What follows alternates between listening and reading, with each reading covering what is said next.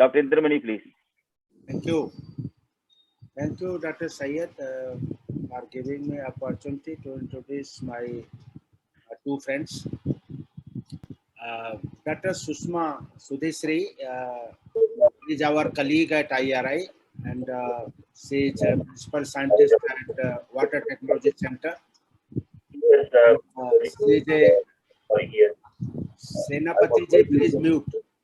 She put in 2 books, and she has got 6 recommendations. So he has teaching experience for almost 20 years, and I have seen this protege cultivation is working. Senapati ji, last 3-4 years. I would request Sandeep Jain. Hello. Can you mute? Please mute. Somebody is speaking.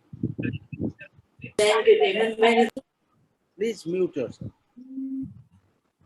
I Thank think you. somebody is having it on the YouTube channel also. So that is delayed actually. Okay. So anyway, I was introducing my own colleague, Dr. Sushma Sudhesri, who is a principal scientist in IARI at Water Technology Center. She is an agricultural engineer and very accomplished lady scientist.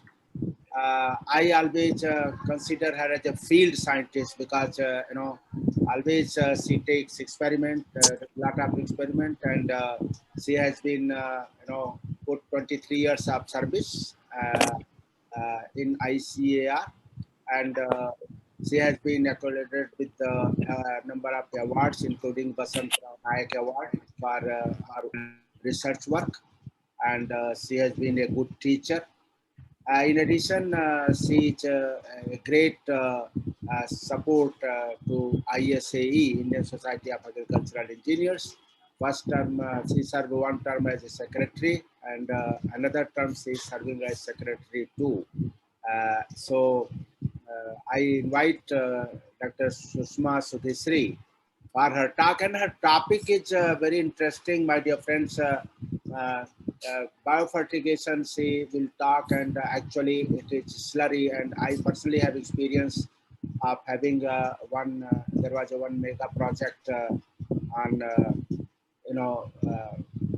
how to save water, so irrigation water, and one of the aspect was slurry, and what we did in addition to byproduct, slurry we consider byproduct, but in our project gas was byproduct, slurry was main product. And if you apply slurry directly to the field, which Dr. Sushma will talk to, and she will talk to fertigation, then it is going to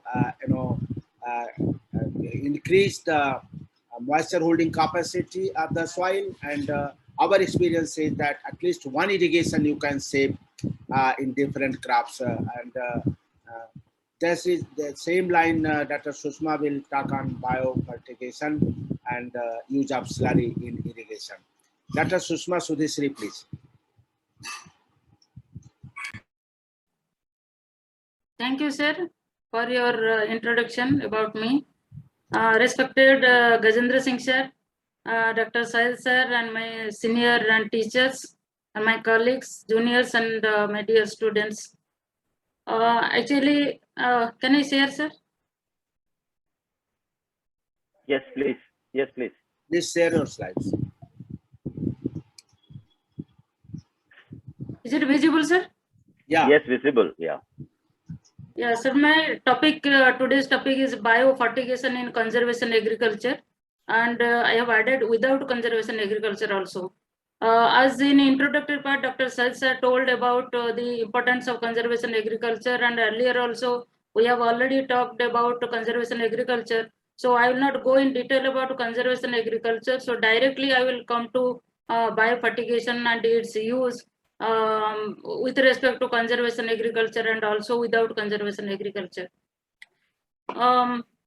Sir, I can say this is, I am going to present the concept how to use this biofertigation in drip, and this concept was immersed in my mind during the presentation of webinar series 1 when it was discussed about the biogas slurry. So though some of the works have been done but not in a systematic manner, So I talked so many times with the Sahil sir and other people also, so how to use this one for drip. So after that, some concept were developed and I am going to present. Before that, I want to say about from this table we can say the cereal production increased from 1950 onwards. Side by side, fertilizer consumption also increased. So due to this, what is happening? As you know, this large scale application of fertilizer nitrogen that affects the groundwater quality, especially its nitrate content, which is harmful to health.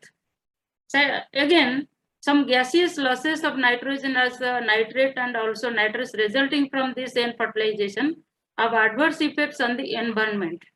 That everyone knows what are the different adverse effects on the environment. But use of fertilizers, if when you are using the chemical fertilizers particularly, that at least 50% increase in the crop yield. Now there are some projections. If you see the projections, it is 38% increase in global cereal demand by 2025 can be made by 30% increase in nitrogen use, and there will be 20% yield response. Another side, we are talking about conservation agriculture. As everyone knows, there is an increase in the residue biomass for succeeding crop due to conservation agriculture. And another important is due to conservation agriculture. Since I am working 2011, that is about now more than 9 years. So I am working particularly in water management, and it was observed that there is increase in nutrient use efficiency by 15 to 25%, as well as there is water saving also. It is 50 to 55%. So there is the due to this conservation agriculture, there is the benefit. There is more advantages about this conservation agriculture with respect to your nutrient use efficiency and water use efficiency or water productivity. Similarly, nowadays we are talking about fertigation, and due to this fertigation leads to saving of fertilizer by 25 to 40%. I will come in next slide how it is, what is the effect due to this chemical fertigation. And then due to all these things, so what we will have to think, that is the increase in food grain production with the minimum and efficient use of chemical fertilizer. This is the need in future. So how we will achieve it? So there is the you can see integrated plant nutrient supply system through using these chemical fertilizers as well as organic manures, crop residues, and biofertilizers side by side. If we use, then we can achieve so many things with respect to nutrients. But if you see, we are talking about a sustainable development goal or sustainable livelihood, and this is not new. But why I am talking here? With respect to your conservation agriculture, without conservation, we are talking sustainable livelihood to be achieved. So we should not ignore the all the four are important. That is water security, food security, nutritional security, and environmental security. All the four has to be go side by side. Then only we can achieve sustainable livelihood. Now you can link these four with respect to my topic, that is biofertigation. Water security in conservation agriculture and other area, we'll have to conserve the water, we'll have to save the water. There are lots of program and also lots of debate are going on. So we'll have to achieve water security as well as food and nutritional security, and moreover with respect to environmental security. So if we'll achieve all these things, then only we can achieve the sustainable livelihood or sustainable development goal. This paper was published during 2021 in sustainability. In this case, if you can see, nutrient use efficiency is a strong indicator for nutritional security. So it shows the importance of this nutrient use efficiency. Now come to the biogas. Total dung produced by animals in India is 730 million. But total slurry produced in India is 76.8 million ton per year.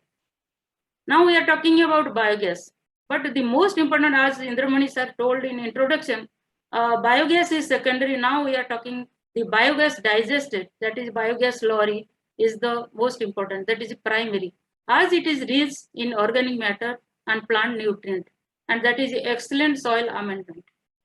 So if you use this biogas slurry as a dry or as such in the field, so there is obviously there is the loss of nitrogen use efficiency through volatilization of nitrogen.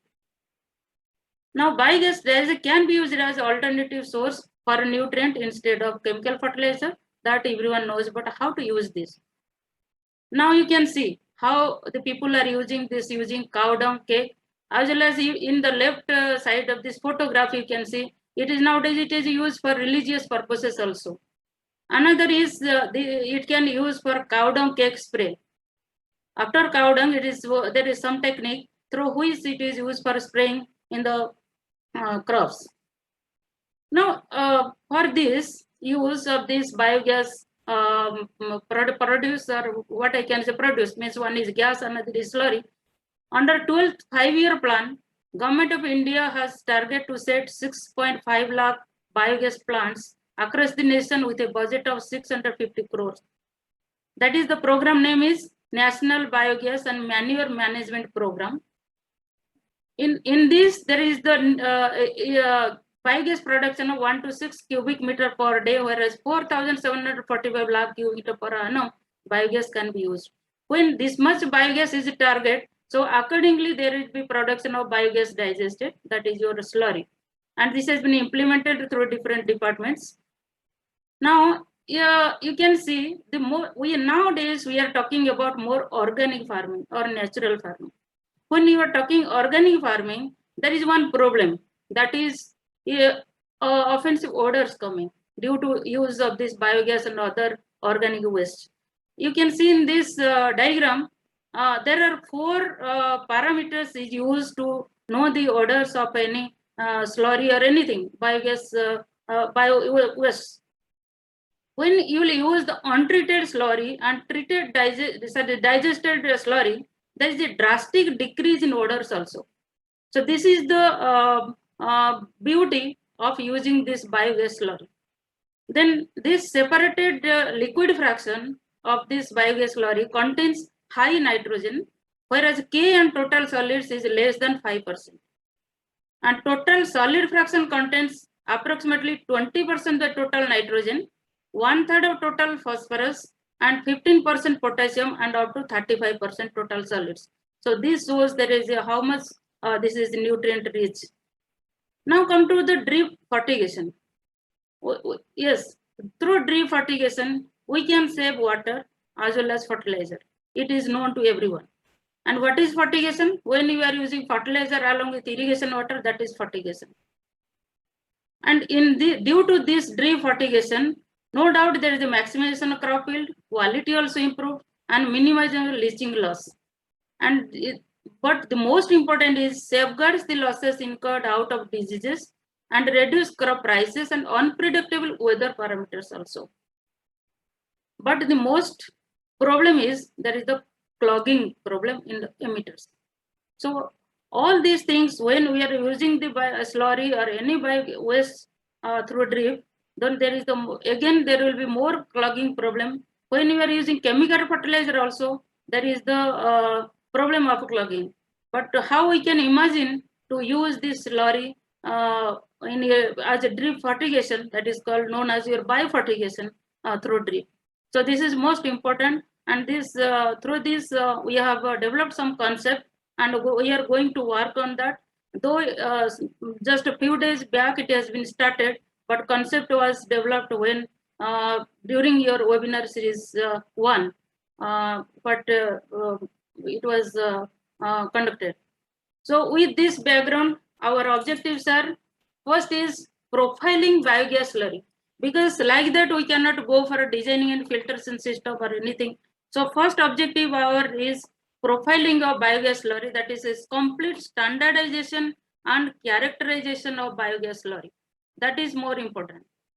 The next is, once we are characterizing and standardizing the biogas slurry, the next important thing is the comparative evaluation of different approaches to minimize clogging of drip emitter and to maximize available NPK from slurry matrix. So not only to increase the water saving and also to minimize the clogging, side by side there should be maximum available NPK from this slurry to the plant. So all these things we'll have to look into as a total so that we can achieve more. Last is appraisal of economic and application of feasibility under field conditions. So how we'll achieve? I'll go one by one. For profiling of slurry, yes, these are physicochemical properties. Not only this, there are so many 12 to 13 parameters are there. So I have not listed all the parameters here. So all these parameters have to be analyzed before starting the filtration system. Now, second is filter design. What during after webinar series, I have Googled to know how many people have used biogas slurry for drip. I got one video in YouTube. What they have used? Only sedimentation process. There is a tank. After that, when you are using the biogas slurry, after sedimentation, they have taken that water part and they are used for drip. That is there in Maharashtra, but not in a detailed design part. It is not there. One farmer is using, and I have also talked with him how they are doing all these things, and those materials are with me also. That I have taken as a review for developing the a system for using this biogas slurry in drip. First, so three systems we are taking. One is design part, that is filter design. Second is particle size reduction mechanically. That means when the particle size of biogas slurry is more, and obviously we know directly it will go to drip, it will clog the emitter. So we'll have to disintegrate, we'll have to break down the particle size. So that particle size will develop the system through mechanically it will be disintegrated. And another is there are some microbial assistance that is consortia through which we'll have to take different combinations and develop the consortia which will break down the particle size. So all these three designs, the three system we are going to use. One is filter design, second is your particle size reduction, and microbial assistance. So this is one example I have shown for how we are going to do, but there are different filters we are going to apply. We'll have to design. Suppose, for example, there is a tank with that is churning and agitator, and then it will go through different filter system and screens. Then again, at the end, it will come to the outlet. There will be flow at the outlet, that is the clean water. Not 100%, that we do not know how much it will be. That depends on the what we are going to design the filter system. And this is the workflow, how we are planning to do. That is first what I have already told, physicochemical analysis of this standardization, that is a biogas slurry. Then it's a filter system design, then mechanical size reduction, then microbe assisted. Through microbe assisted, we'll have to quantify different microbes, and then selection of microbes which don't form the biofilm, which biofilm that actually clogs the emitters, and also and optimizing this microbe testing. So after this, then we'll test the whole filtration system. This may be individually we'll do, and sometimes we'll see also with different combinations how we'll do and which one is the best method for using this biogas slurry in drip. So this is the team we are going to work.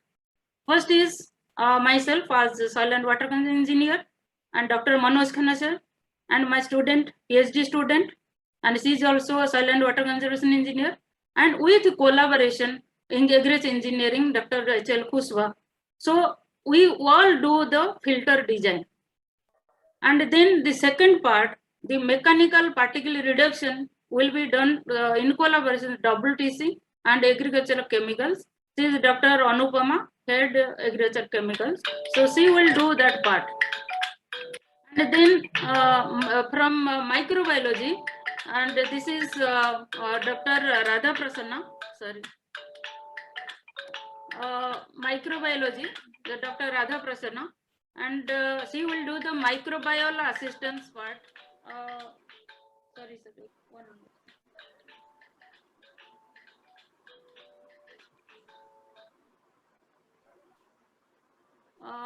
And this after filter design, when we are applying in the field, that is crop part, as well as the water movement and soil quality. All these things will be observed by Dr. Anchal Das from agronomy, Dr.